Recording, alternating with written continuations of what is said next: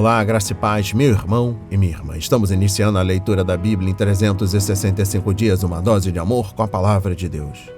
Hoje, no 179º dia, trago para leitura e comentários bíblicos os livros de 2 de Samuel, capítulo 24, o livro do profeta Isaías, capítulos 20 a 22, e o livro do apóstolo Marcos, capítulo 1, dos versículos 1 a 20. Todos preparados? Então vamos lá. Tem em mãos bloco de anotação, caneta ou lápis. A Bíblia é tão importante quanto. A sua leitura diariamente nos traz refrigério para a alma, sabedoria, sobretudo nos aproxima de Deus, fortalecendo assim a nossa fé e esperança. Enquanto você pega o nosso kit, um lembrete muito rápido. Todos nós temos a necessidade de estarmos em comunhão com Deus diariamente. Comunhão esta, agora, através da leitura da Bíblia, nossos estudos, ouvir nossos devocionais. A Bíblia está cheia de promessas, mas elas só serão concretizadas se você acreditar na Palavra de Deus. Precisamos acreditar na Palavra de Deus. Olha, meu irmão, minha irmã, alimente a sua fé quando tudo vier contra. A sua palavra tem muito mais força do que as coisas contrárias. Estamos vivendo um tempo em que devemos abrir os olhos. O inimigo da cruz não está aqui para roubar o seu carro, sua casa, seu apartamento, seu lar, relógio, sua roupa. Ele vem para roubar o seu conhecimento, a sua fé, a sua esperança. Precisamos usar todos os recursos que Deus tem nos dado, incentivar a nossa família, os nossos amigos, parentes queridos a estudarem a Bíblia, pois a Bíblia Sagrada nos faz gerar a fé, nos faz ter o alimento da cura e a restauração. E a compreensão da palavra vem através da revelação pelo Espírito Santo. Então, agora, todos comigo. Senhor, revele a compreensão de sua palavra. Senhor, revele a compreensão. Me dê a compreensão de sua palavra na autoridade de Jesus. Amém. E graças a Deus. Se desconecte de tudo e permita que a palavra do Senhor adentre em vossos corações. Vamos para a leitura no livro 2 de Samuel, capítulo 24. O levantamento do censo. Mais uma vez a ira do Senhor se acendeu contra os israelitas e ele incitou Davi contra eles, dizendo: Vá e levante o censo de Israel e de Judá. O rei disse a Joabe, comandante do seu exército: Percorra todas as tribos de Israel, desde Dan até Berseba, e levante o censo do povo, para que eu saiba o seu número. Então Joabe disse ao rei: Que o Senhor, seu Deus, multiplique este povo 100 vezes mais, e que o rei, meu senhor, o veja. Mas por que o rei, meu senhor, quer fazer uma coisa dessas? Porém a palavra do rei prevaleceu contra Joabe e contra os chefes do exército. Então eles saíram da presença do rei para levantar o censo do povo de Israel. Passaram o Jordão e acamparam em Aroer, à direita da cidade, que está no meio do vale de Gade, e foram a Jazer. Dali foram a Gileade e chegaram até Cádiz, na terra dos heteus. Seguiram a Dan-Jaã e viraram-se para Sidom. Chegaram à fortaleza de Tiro e a todas as cidades dos heveus e dos cananeus, de onde saíram para o sul de Judá a Berseba. Assim percorreram toda a terra e depois de 9 meses e 20 dias chegaram a Jerusalém. Joabe apresentou ao rei o resultado do recenseamento do povo. Havia em Israel 800.000 homens de guerra que puxavam da espada e em Judá eram 500.000. Davi escolhe o castigo. Depois de haver recenseado o povo, Davi ficou com dor no coração. Ele disse ao Senhor: Cometi um grande pecado ao fazer o que fiz. Mas agora, ó Senhor, peço-te que perdoes a iniquidade do teu servo, porque fiz uma grande loucura. Quando Davi se levantou pela manhã, a palavra do Senhor veio ao profeta Gade, vidente de Davi, dizendo: Vá e diga a Davi: Assim diz o Senhor, eu lhe ofereço 3 opções. Escolha uma delas, para que eu a execute contra você. Gade foi falar com Davi e lhe comunicou isso, dizendo: Você quer 7 anos de fome na sua terra, 3 meses fugindo dos seus inimigos que vão persegui-lo, ou 3 dias de peste na sua terra? Decida agora e diga que resposta devo dar ao que me enviou.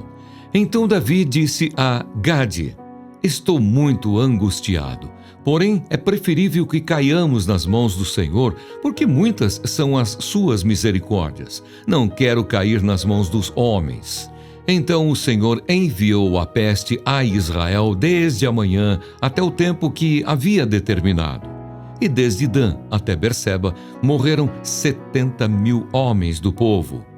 Quando o anjo do Senhor estendeu a mão sobre Jerusalém para a destruir, o Senhor mudou de ideia quanto a este mal e disse ao anjo que fazia a destruição entre o povo: "Basta, retire a sua mão."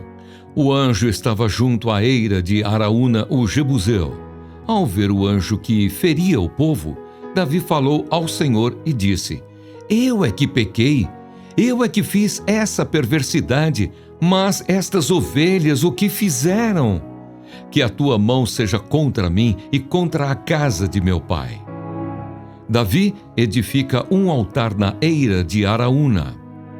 Naquele mesmo dia, Gade foi falar com Davi e lhe disse: "Vá e edifique um altar ao Senhor na eira de Araúna, o Jebuseu."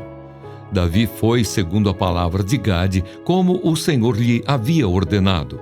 Araúna viu do alto que o rei e os seus homens vinham ao seu encontro. Saiu e se inclinou diante do rei com o rosto em terra e perguntou: "Por que o rei, meu senhor, vem até este seu servo?"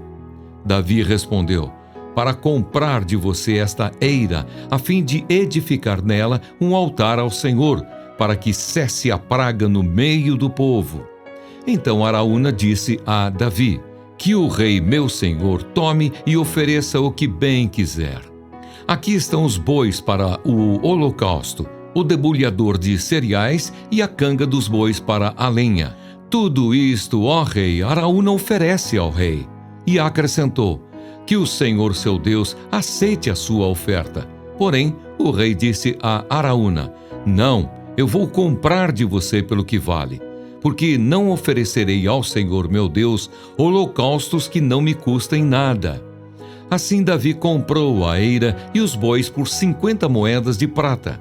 Davi edificou ali um altar ao Senhor e apresentou holocaustos e ofertas pacíficas.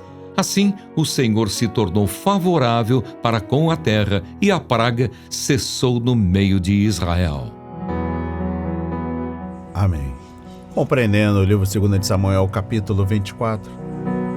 Este versículo 1, afirma que Deus levou Davi a contar o povo, enquanto em 1 de Crônicas, capítulo 21, versículo 1, cita Satanás como culpado. As duas afirmações são verdadeiras. Deus permitiu que o diabo tentasse Davi a fim de cumprir os propósitos que tinha em mente. Satanás, sem dúvida, se opôs ao povo de Deus ao longo de toda a história do Antigo Testamento, mas este é um dos 4 casos naquela parte da Bíblia em que Satanás é chamado especificamente e visto em ação de modo claro. Os outros 3 são quando ele tentou Eva, Gênesis 3, atacou Jó, capítulo 1 e 2, e acusou o sumo sacerdote Jesua, Zacarias 3. Seja qual for o dano que Satanás faça em nossa vida, ele nunca age fora da supervisão de Deus. Compreendendo o versículo 3, o que havia de errado neste censo? Vamos lá. Joabe e seus capitães eram contra o projeto, versículo 4. E as palavras do general no versículo 3 sugerem que Davi estava motivado pelo orgulho, querendo exaltar suas realizações, em vez de glorificar o Senhor. O rei pode ter tentado justificar esse desejo, argumentando que seu filho Salomão era um homem de paz e não tinha experiência militar. E Davi queria ter certeza de que, após sua morte, Israel teria a força necessária para preservar a paz.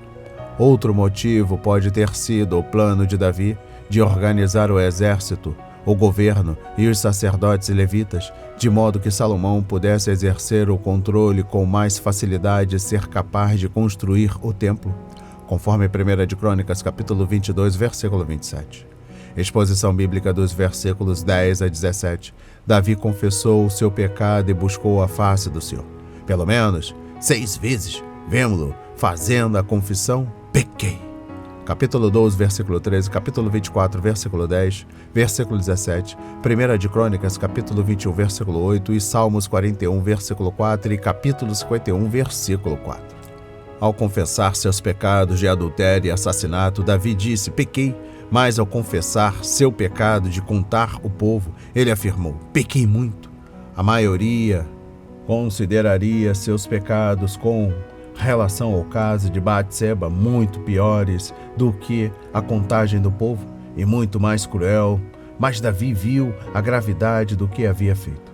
Os pecados de Davi com Batseba lhe custaram 4 filhos, o bebê Aminon, Absalão e Adonias, além da vida de Urias. Mas após o censo, Deus enviou uma praga que matou 70.000 pessoas. O Senhor deve ter concordado com Davi no sentido de que ele tinha de fato pecado muito. Compreendendo o versículo 15.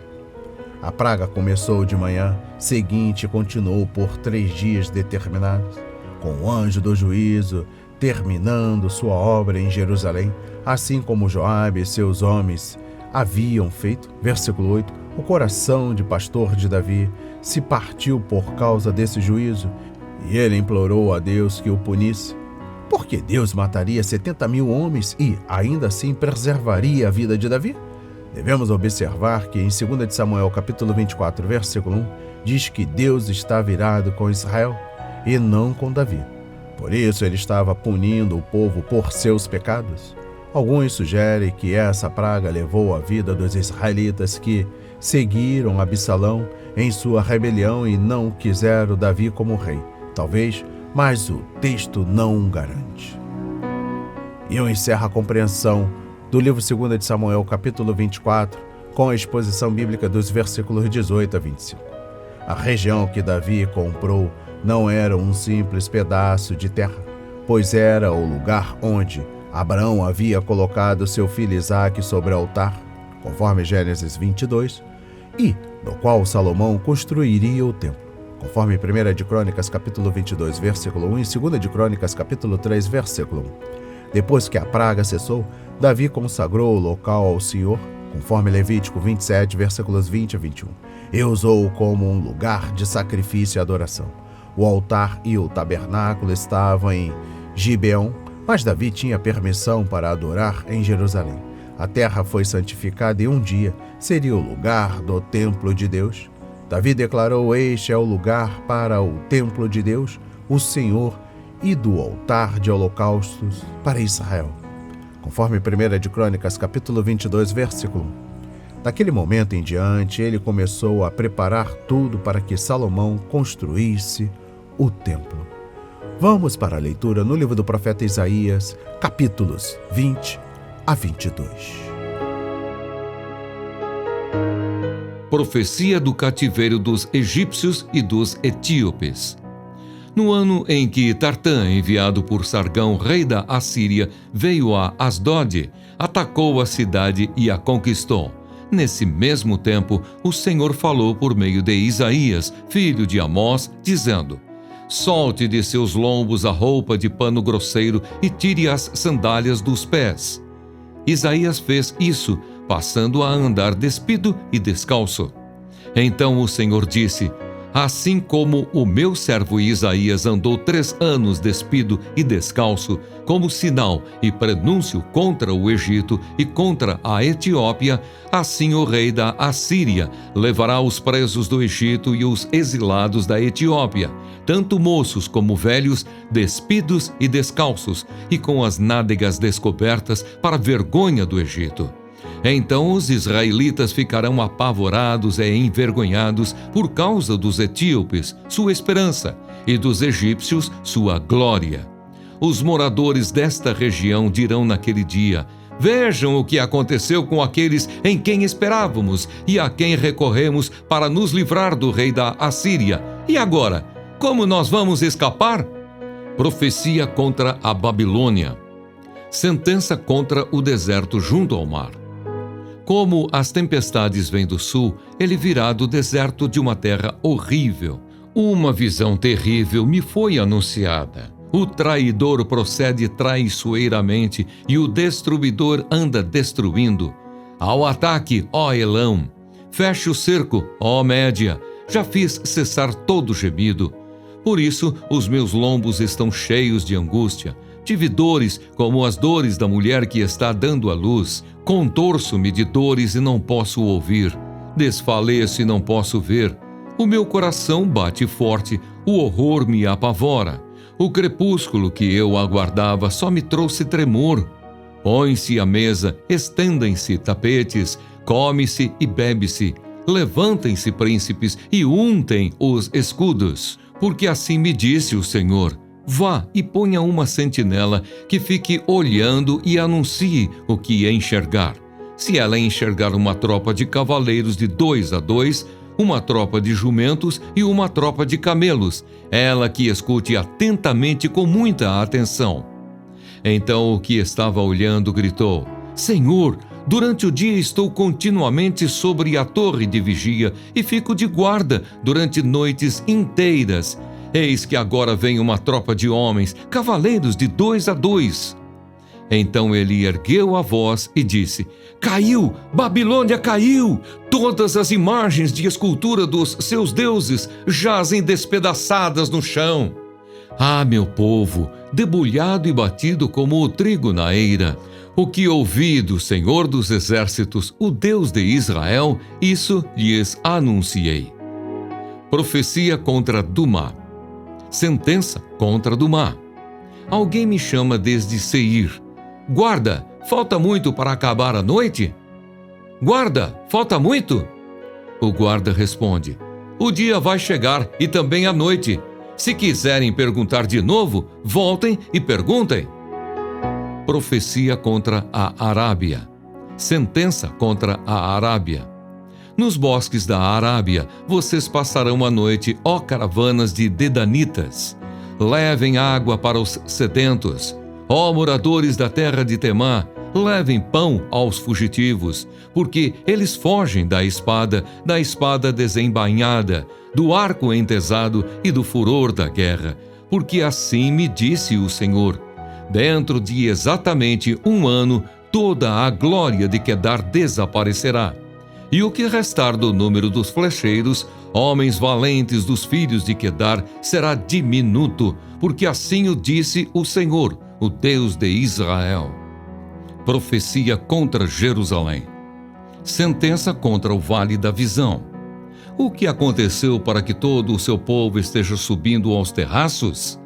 Você estava cheia de aclamações, era uma cidade barulhenta, cidade cheia de alegria. Os seus mortos não foram mortos à espada, nem morreram na guerra. Todos os seus chefes fugiram na mesma hora e foram presos, sem que fosse atirada uma só flecha. Todos os moradores que foram encontrados foram presos, apesar de já estarem longe na fuga. Portanto digo, não olhem para mim, deixem-me chorar amargamente. Não insistam em querer consolar-me por causa da ruína da filha do meu povo. Porque este é um dia de tumulto, pisoteamento e alvoroço da parte do Senhor, o Senhor dos Exércitos, no Vale da Visão. Um derrubar de muralhas e um clamor que vai até os montes, porque Elão pegou a sua aljava e vem com carros de guerra e cavaleiros, e Kir prepara os escudos. Os seus formosos vales se encheram de carros de guerra e os cavaleiros se posicionaram junto ao portão. Foi-se a proteção de Judá.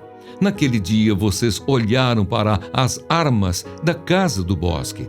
Notaram as brechas da cidade de Davi, que eram muitas, e ajuntaram água no tanque inferior. Também contaram as casas de Jerusalém e derrubaram algumas delas para reforçar a muralha. Também construíram um reservatório entre as 2 muralhas para as águas do tanque velho.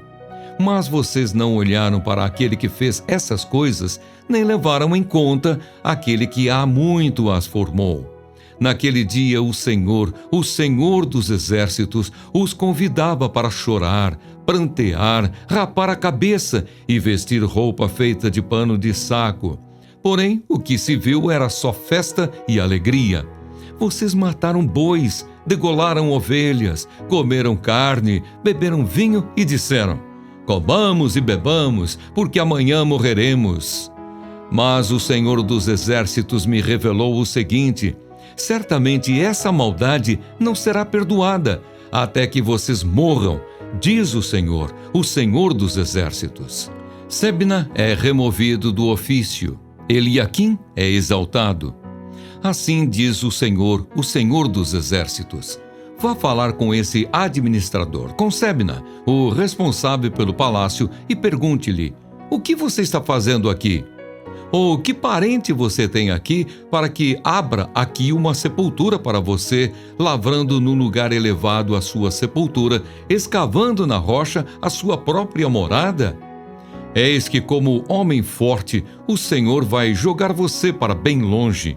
Ele o pegará com firmeza e o fará rolar como uma bola, lançando-o numa terra espaçosa. Ali você morrerá, e ali acabarão os carros da sua glória, pois você é a vergonha da casa do seu Senhor.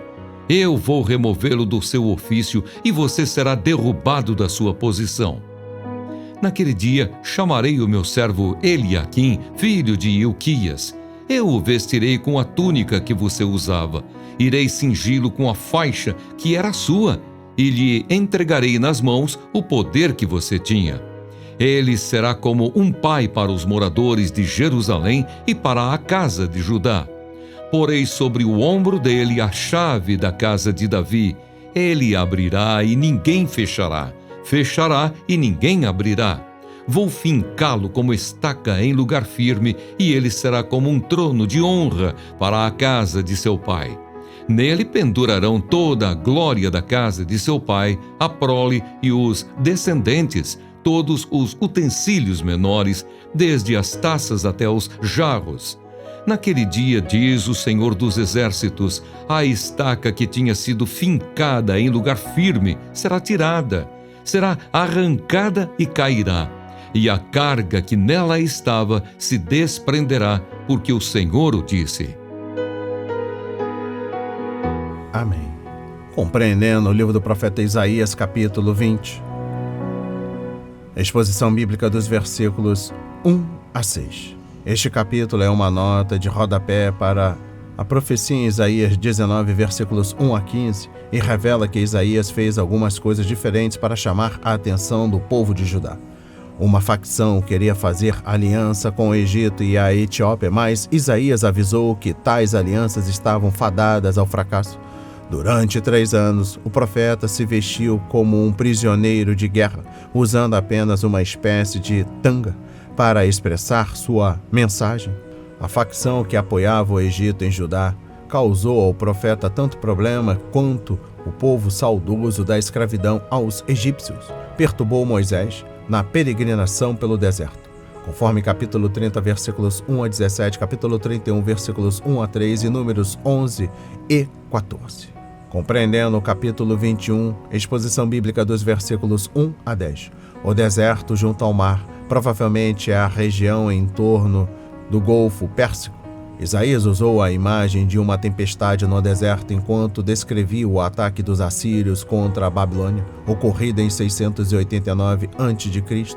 Naquela época, a Babilônia e a Síria eram potências rivais, sendo a segunda mais forte, e os povos do crescente fértil esperavam que os babilônios impedissem o avanço assírio. Infelizmente, a Babilônia caiu nas mãos do exército assírio, abrindo-lhe o caminho para varrer toda a região durante a conquista. Exposição bíblica dos versículos 3 a 10. Percebendo as consequências da queda da Babilônia, o profeta conheceu a dor como a que sente uma mulher em trabalho de parto, conforme capítulos 3 e 4. E se sentiu esmagado como grão em um moinho, versículo 10. Se este anúncio se referisse à queda da Babilônia em 539 a.C., os judeus teriam se alegrado, pois significaria a libertação do cativeiro. Mas em 689 a.C., a derrota dos babilônios significou a destruição do Reino do Norte e a devastação do Reino do Sul.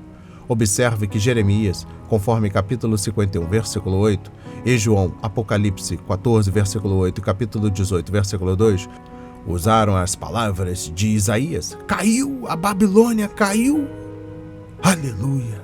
Isaías 21, versículo 9.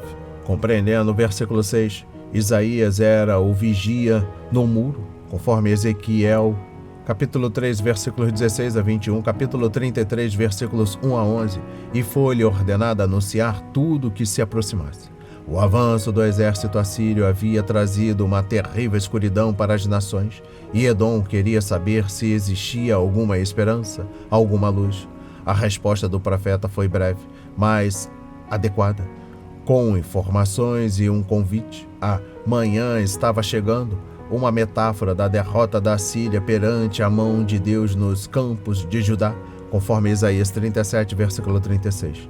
Mas aquela manhã não duraria, pois Babilônia ocuparia o lugar da Síria e traria mais escuridão às nações. Exposição bíblica dos versículos 11 a 12. Isaías removeu uma letra da palavra hebraica usada para Edom e criou Dumá, que significa calmaria, silêncio. Foi uma maneira de dizer: Edom ficará em silêncio, não mais hesitará. Os edomitas eram descendentes de Esaú, o filho ruivo de Jacó, cujo apelido era Vermelho, Edom. Gênesis 25, versículos 21 a 34. Edom era uma terra acidentada de arenito vermelho e seu povo era amargamente hostil aos judeus, conforme Salmos 137, versículo 7. Compreendendo o versículo 12, Isaías acrescentou um convite. Se vocês quiserem perguntar de novo, voltem e perguntem. Busquem o Senhor, Isaías exortou. Afaste-se do pecado e voltem para Deus. Venha para Ele e Ele receberá vocês. Um breve dia de salvação iria romper e seria melhor que eles aproveitassem a oportunidade. Edom não deu ouvidos ao convite. A nação foi tomada pela Babilônia, depois pelos persas, que passaram a chamá-la de Idumeia, e finalmente pelos romanos. A batalha entre Esaú e Jacó continuou graças aos Herodes, que eram idumeus. Após a queda de Jerusalém, 70 depois de Cristo, Edom finalmente desapareceu de cena. Exposição bíblica dos versículos 3 a 17. O profeta viu as cavernas dos mercadores árabes de Dedã, deixando a rota comercial e se escondendo na mata por causa da invasão do exército assírio. Comida e água eram levadas para os fugitivos pelo povo da cidade de Temá, que era um oásis. Por fim, as caravanas tiveram de fugir, pois como os animais lentos dos mercadores poderiam competir com a cavalaria síria, ou seus arcos com as armas destruidoras dos invasores. Como um trabalhador, Deus tinha um contrato a cumprir, conforme capítulo 16, versículo 14. Dentro de um ano, a pomba e a glória das tribos árabes desapareceriam. Compreendendo o capítulo 22, o povo de Judá estava se comportando como seus vizinhos pagãos. Por isso era justo que Isaías os incluísse na lista das nações que seriam julgadas por Deus. Sim, em sua misericórdia o Senhor salvaria Jerusalém do exército assírio, mas não iria livrá-la da Babilônia. Exposição bíblica dos versículos 1 a 14 é descrita a incredulidade do povo. Nos dias de Isaías, Jerusalém era uma cidade alegre, uma vez que seus habitantes participavam de todos os tipos de comemorações, conforme capítulo 5, versículos 11 a 13, capítulo 32, versículos 12 a 13. A filosofia popular era esta: comamos e bebamos, porque amanhã morreremos, conforme capítulo 22, versículo 13, capítulo 56, versículo 12 e 1 de Coríntios, capítulo 15, versículo 32. Mas o profeta não participou das festas, pois viu chegando o dia em que a morte e a destruição dominariam o cenário da cidade de Davi. As pessoas subiram aos telhados, mas o profeta desceu a um dos 3 vales em torno de Jerusalém. Lá, Deus lhe deu uma visão. Compreendendo o versículo 11, o povo fez tudo, menos confiar no Senhor. Em vez de festejarem, as pessoas deveriam jejuar, chorar, vestir-se de pano de saco e arrancar os cabelos em sinal de tristeza. Conforme versículo 12, Esdras 9, versículo 3 e Tiago 4, versículos 8 a 10. Deus enviou muitos profetas à nação para adverti-la, mas o povo não os quis ouvir. Agora era tarde demais. Seus pecados não podiam ser perdoados porque o coração delas estava endurecido. Judá iria para o cativeiro e a palavra de Deus a Isaías se cumpriria, conforme Isaías 6, versículos 9 a 13. Exposição bíblica dos versículos 15 a 25. Os líderes eram infiéis. Se eles tivessem sido fiéis ao Senhor e chamado o povo ao arrependimento, poderia haver esperança. Mas muitos dos dirigentes eram como Sebna, pensando apenas em si mesmos. Como tesoureiro, administrador, Sebna vinha logo depois do rei Ezequias em termos de autoridade no reino, conforme capítulos 36 a 37, mas usou sua posição e possivelmente o dinheiro do rei para construir para si mesmo um túmulo monumental, conforme capítulo 22, versículo 16, e adquirir carros, conforme versículo 18 e também capítulo 2, versículo 7. Sebna não era um homem espiritual. Provavelmente ele foi um dos que apoiaram a aproximação de Judá com o Egito. E eu encerro a compreensão do capítulo 22 do livro do profeta Isaías com um versículo 20. Deus escolheu outro homem, Eliaquim, cujo nome significa Deus me levantará, e o chamou de meu servo. Em vez de explorar o povo, ele seria como um pai e usaria sua chave, autoridade, conforme versículo 22, para o bem da nação. Eliaquim seria como uma estaca segura, fincada no muro na qual se poderia pendurar muitos fardos. Mas nem um líder fiel como ele conseguiria impedir a queda final de Judá, pois um dia toda a nação viria ao chão, conforme versículo 25. Eliaquim é um retrato de Jesus Cristo, conforme Apocalipse 3, versículo 7, o maior servo de todos. Vamos para a leitura no livro de Marcos, capítulo 1, dos versículos 1 a 20. A pregação de João Batista. Princípio do Evangelho de Jesus Cristo, Filho de Deus, como está escrito na profecia de Isaías. Eis que envio o meu mensageiro adiante de você, o qual preparará o seu caminho. Voz do que clama no deserto, preparem o caminho do Senhor, endireitem as suas veredas. E foi assim que João Batista apareceu no deserto, pregando o batismo de arrependimento para a remissão de pecados. E toda a região da Judéia e todos os moradores de Jerusalém iam até ele. E confessando os seus pecados, eram batizados por ele no Rio Jordão. A roupa de João era feita de pelos de camelo. Ele usava um cinto de couro e se alimentava de gafanhotos e mel silvestre. E João pregava dizendo: Depois de mim vem aquele que é mais poderoso do que eu, do qual não sou digno de, curvando-me, desamarrar as correias das suas sandálias. Eu batizei vocês com água, ele, porém, os batizará com o Espírito Santo. O batismo de Jesus. Naqueles dias, Jesus veio de Nazaré da Galileia e foi batizado por João no Rio Jordão. Logo ao sair da água, Jesus viu os céus se abrindo e o Espírito descendo como pomba sobre ele. Então veio uma voz dos céus que dizia: Você é o meu Filho amado, em você me agrado. A tentação de Jesus. E logo o Espírito conduziu Jesus ao deserto, onde ficou durante 40 dias, sendo tentado por Satanás. Estava com as feras e os anjos o serviam. O começo do ministério na Galileia. Depois de João ter sido preso, Jesus foi para a Galileia, pregando o Evangelho de Deus. Ele dizia: O tempo está cumprido e o reino de Deus está próximo. Arrependam-se e creiam no Evangelho. Jesus chama 4 pescadores. Caminhando junto ao mar da Galileia, Jesus viu os irmãos Simão e André, que lançavam a rede ao mar porque eram pescadores. Jesus lhes disse: venham comigo e eu farei com que sejam pescadores de gente. Então eles deixaram imediatamente as redes e o seguiram. Pouco mais adiante, Jesus viu Tiago, filho de Zebedeu, e João, seu irmão, que estavam no barco consertando as redes. E logo os chamou, e eles seguiram Jesus, deixando o seu pai Zebedeu no barco com os empregados. Amém. Compreendendo o livro do apóstolo Marcos, capítulo 1, dos versículos 1 a 20, versículo 1. Desde o início de seu evangelho, Marcos é uma testemunha do evangelho de Jesus Cristo. A palavra evangelho significa boa notícia.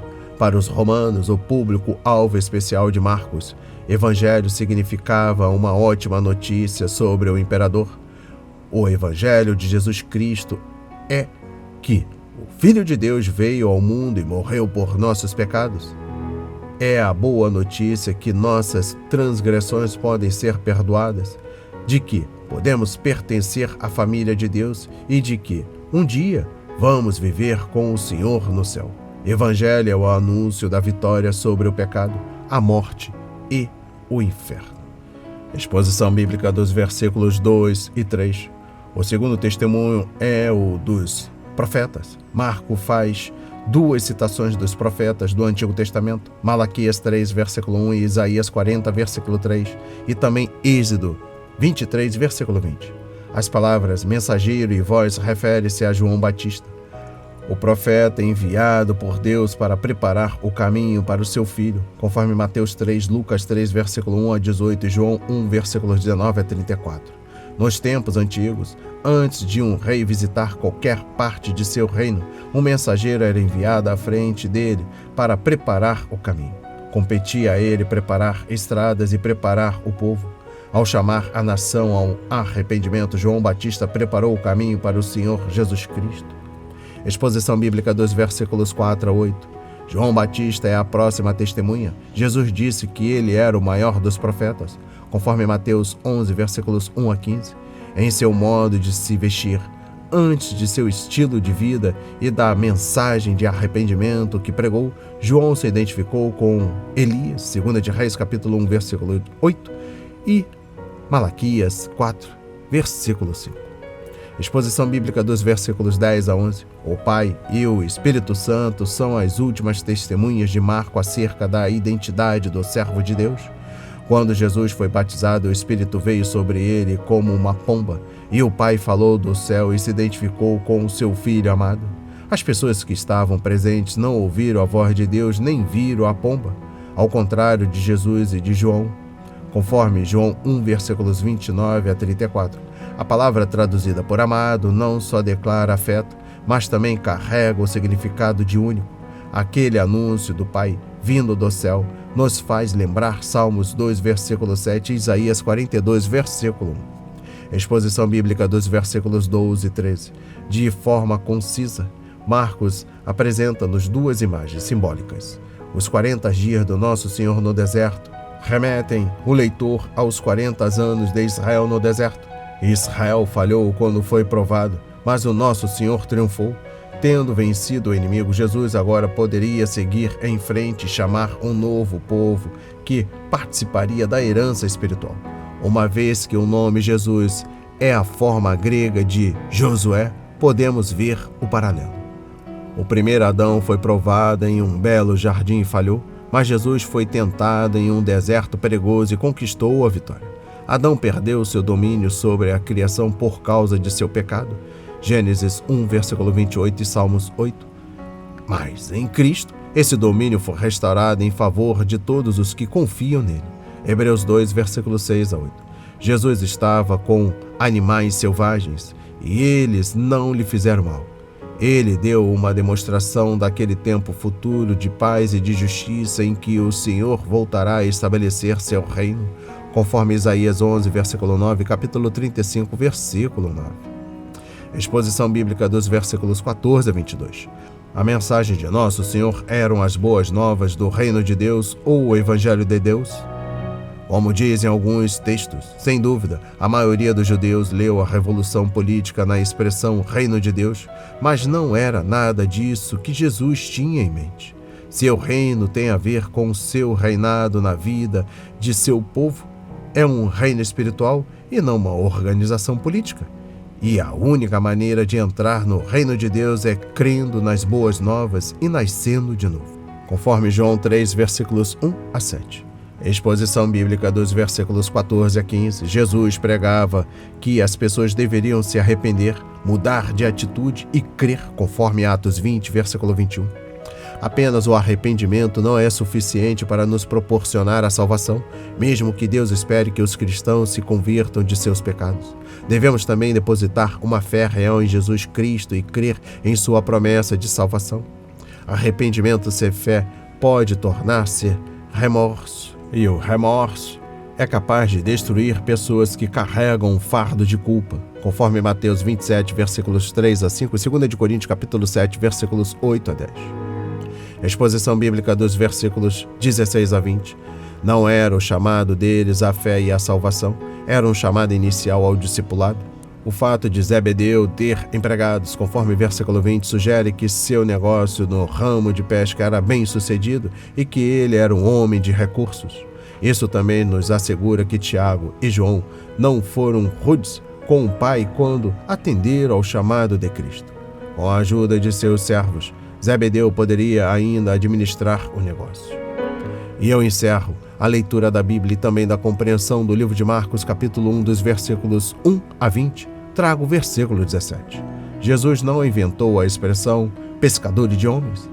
Naquela época, ela era uma descrição comum de filósofos e outros mestres que capturavam a mente das pessoas por meio do ensino e da persuasão. Eles jogavam o anzol com seus ensinamentos e fisgavam discípulos. Provavelmente 7 dos discípulos de Nosso Senhor eram pescadores, conforme João 21, versículos 1 a 3. Sem dúvida, as boas qualidades de pescadores experientes contribuíram para o êxito no ministério difícil de ganhar almas perdidas. Coragem, capacidade de trabalhar em equipe, paciência, energia, resistência, fé e tenacidade. As palavras de hoje foram semeadas para as nossas vidas, para a honra e a glória do Senhor. Receba este alimento diário, não hesite, compartilhe. Deus está interessado na minha e na sua dor.